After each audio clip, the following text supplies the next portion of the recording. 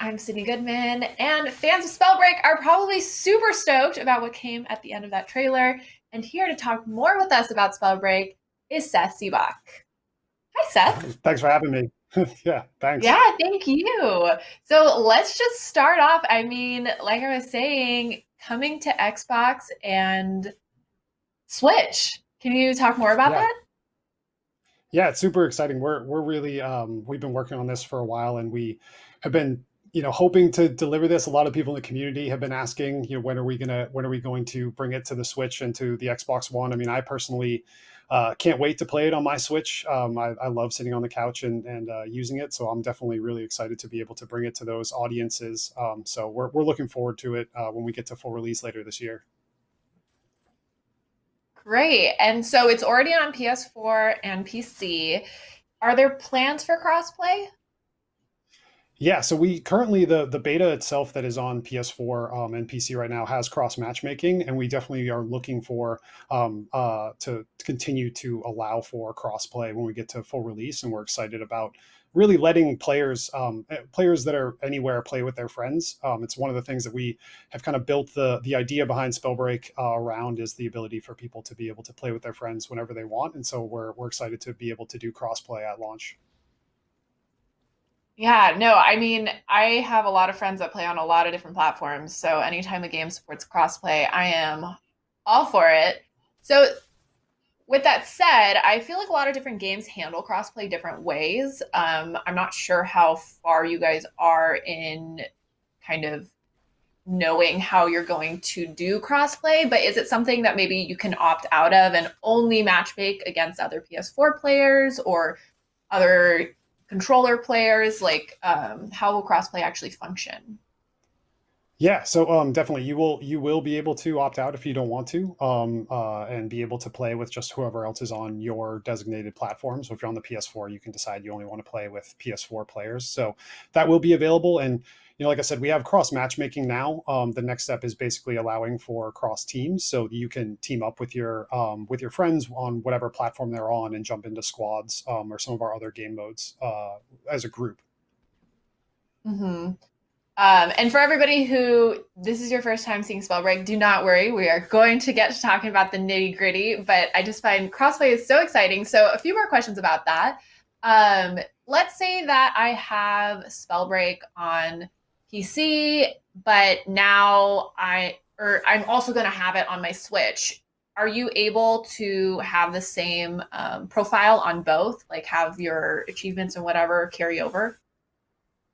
Yeah, so that's like getting to true cross progression, which is sort of one account everywhere, and that's something we're definitely looking into, and I think we would love to have be available. That's kind of the dream, right? Is that as a player, you can have your one account play on any platform of your choosing, as long as possible. So that's definitely something that we want to get to.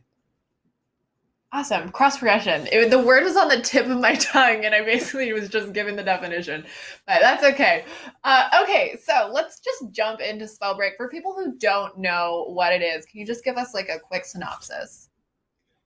Yeah, so it's an action spellcasting PvP game. The primary game mode that we're launching with is Battle Royale. So you'll be able to team up with up to three players, and it's a 42 person lobbies. And so the biggest difference you'll see here in all the gameplay is I think the core combat, which is of course spellcasting because you play as a battle mage, as well as a lot of the like movement abilities. I think the key things that really define Spellbreak are the combat and the kind of sort of like verticality and movement you see in the match.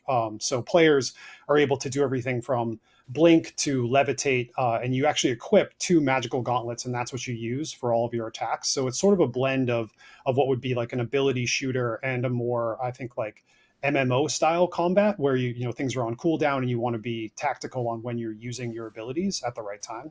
So that's kind of what defines Spellbreak.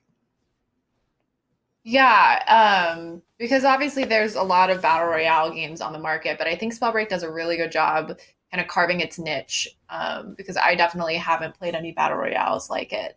But with that said, what similarities maybe for folks who are huge battle royale fans can they expect in Spellbreak?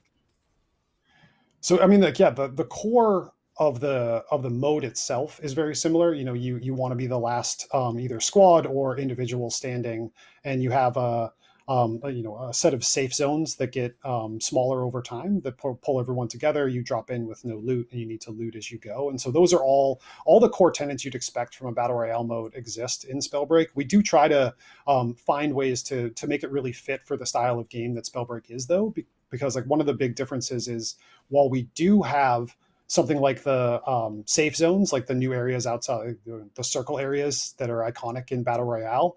We also Mhm. make it so that every time you get to one of those circles, you actually level up your class. So you pick a class in Spellbreak, and each circle you hit, you get stronger and more powerful. And so it's a little bit more like a MOBA in that way than it is, I think, like a standard sort of battle royale mode.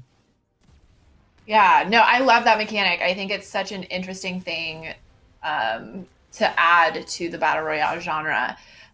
With that said, so I'm gonna squeeze in like one really quick question because we're almost out of time, but I know that we have a really special announcement at the end of this, and I don't want to cut into that too much. But I think that the community around Spellbreak is so robust, and I know you guys rolled out a new patch about a month ago, and the reaction was super positive. But how do you balance community feedback with kind of you and your team's original vision? Because there seems to be a really good line of communication there.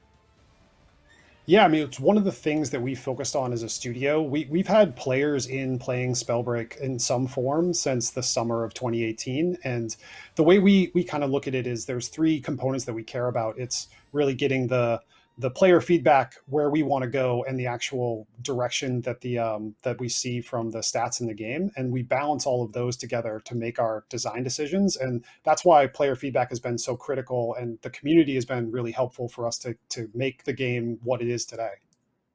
Hmm. I'm happy to hear that. I always appreciate like positive relationships between a game and their community. Obviously, I'm not advocating for negative relationships there. Anyways, so you and your team have a really special announcement for everybody who wants to play Spellbreak and all the Spellbreak fans that are watching this stream right now. So why don't you tell them what we got? Yeah, so we have an exclusive outfit available for those of you that are watching. There's a limited number of them available, but being a being a new game and a relatively small team, we look to our community to really help us out, and so we thought this would be kind of a cool way, a cool little reward for folks that are helping us in the early phases as we're still getting Spellbreak close to launch. So the outfit is called Tree Line, and so it'll be available for folks that are watching now to go pick up. So we're really excited to be able to offer that to the community. Yeah, and thank you so much for bringing that to our viewers. So before we go, I know you said an official release date. Maybe you had like a time frame. Later on this year, sometime in Perfect. 2020. Thank you so much, Seth. We look forward to hearing more about Spellbreak in the future.